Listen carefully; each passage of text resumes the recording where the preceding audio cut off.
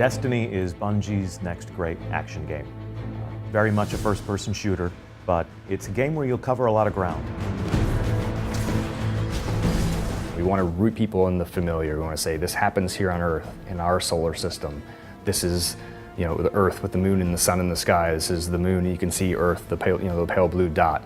And then we want to throw a bunch of crazy stuff at them. Everything feels really tight and responsive, but then there's things that they might not be used to yet, like the vertical movement modes, like double tapping the X button is going to give you, your class has a unique ability, whether it's lift for the Titan, double jump for the Hunter, or glide for the Warlock.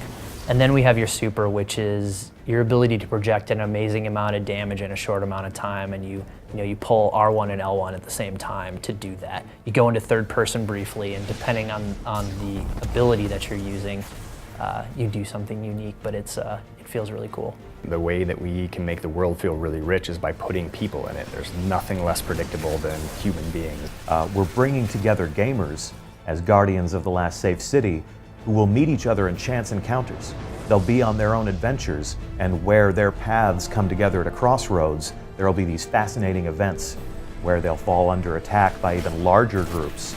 And you can join in simply by firing a shot into the fray, or you can ignore it. If you're on a story chapter, you can sort of go on your merry way. But they're just sort of really cool spaces in the world where players can collide, socialize, see each other.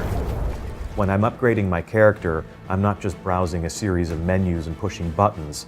I'm in a public marketplace where everyone has come together to see how they can become legend, or to observe things that are special about each other and have that bloom into a conversation where they're going on a mission together to go and capture those things for themselves.